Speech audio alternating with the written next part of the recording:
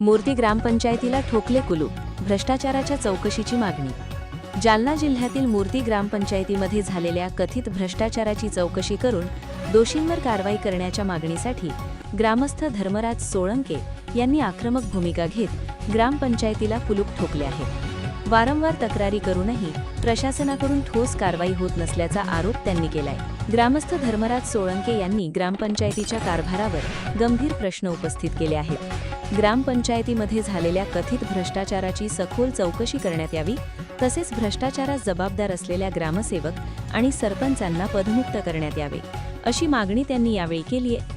यासोबतच गावातील त्यांच्या घरांसमोरील नाल्याची दुरवस्था झाली असून नाल्याची तातडीने दुरुस्ती करण्यात यावी, अशी मागणीही त्यांनी केली आहे। माझ्या घरासमोर मोठा नाला आहे आणि त्या नाल्यामध्ये घाण पाणी सोडलेलं सगळं, तर ते घाण पाण्याचा वास आम्हाला घरामध्ये येतो। आळ्या फाळ्या जे काय असतील किडे माकडं ते सगळे तिथे येतात आणि त्यांनी त्या कुलूप टाकल्यामुळं त्यांनी लगेच माझ्यावर केस केली।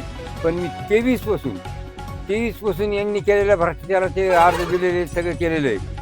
आतापर्यंत एकाही टायमात त्यांनी त्याला कुठलं नोटीस तर काढली नाही किंवा काही केलेलं नाही आणि 23 पासून त्याचे पूर्णपणे पुरावे सर माझ्याकडे, पूर्णपणे पुरावे।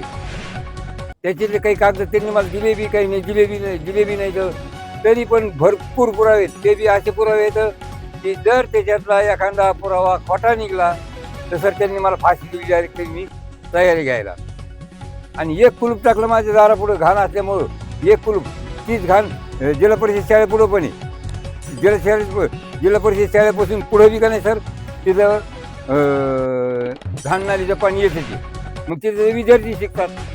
मग लाज नाही वाटत की ह्या लोकांना, यांनी त्याचा विचार करणं गरजेचं आहे ना। आणि माझे तर किती जरी अर्धे डोक्याच्या बाहेर, याच्यासाठी मी औरंगाबादला गेलो, त्यांनी सांगितलं शिवला भेटा, शिवकडे गेलो, शिवनी सांगितलं तुम्ही खालून वर या मग बघू। पुन्हा कलेक्टरकडे गेलो, कलेक्टरनी सांगितलं हो तुम्हाला आम्ही लगेच तुमची निकाली काढतो, 23 तारखेला त्यांनी काहीच केलं नाही। परत आम्ही रिटर्न येत होते, शेवटी थकलोच नाही, वैताग आला आणि त्या कारणाने मग डायरेक्ट कुठलाही अर्ज न करता न देता डायरेक्ट आम्ही ग्रामपंचायतला कुलूप टाकलं। आता एकच ठरलं, वरून खाली या सांगतात, आम्ही आता खालून वर जायच्या विचाराने। आता इथं झालं, उद्या आपण घनसंगीत बी काही करू शकतो, कारण याच्या अगोदर घनसंगीमध्ये मी स्वतः अंगावर पेट्रोल घेतलेलं आहे।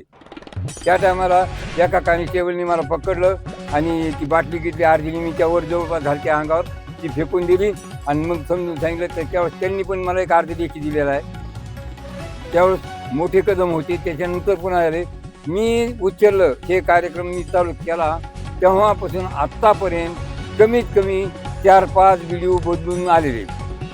आता आलेला मी अडूच 4-5 झाले, सगळ्यांनी तेच सांगितलं, सगळ्यांनी हेच केलं। मग चोराला त्यांनी मस्तपैकी तुपाशी खाऊ घालायचं ठरवलेलं ह्या सगळ्या अधिकारी लोकांनी, आणि आम्ही सांनी चिजून आमच्या गळ्यामागं फास लावायचा का? माझा शेवटचा विचार एकच आहे, त्यांनी माझ्या तिथं पाईप टाकून दिल्या पाहिजेत। आणि दुसरी गोष्ट म्हणजे ह्या लोकांनी जी चोरी केली, ही चोरी त्यांची उघडी करून त्यांना पद मुक्त करायला पाहिजे। त्यांना पदावर राहण्याचा कोणताच अधिकार नाही, ग्रामसेवकला बी आणि सरपंचाला बी। यांना पदमुक्त करून त्यांच्याकडून जे काय भ्रष्टाचार झाला तो भ्रष्टाचार सगळा त्यांनी ओसर करायला पाहिजे। काही भ्रष्टाचाराचे पैसे किंवा JCBचे याचे त्याचं सगळं जर टोटल काढलं ना तर माझ्याकडे बरंचसं काही टोटल जातं। त्याच्यामुळं यांच्यावर पूर्णपणे कारवाई झाली पाहिजे आणि मला त्या नाल्यामध्ये नळ्या टाकून मिळायला पाहिजे, बस।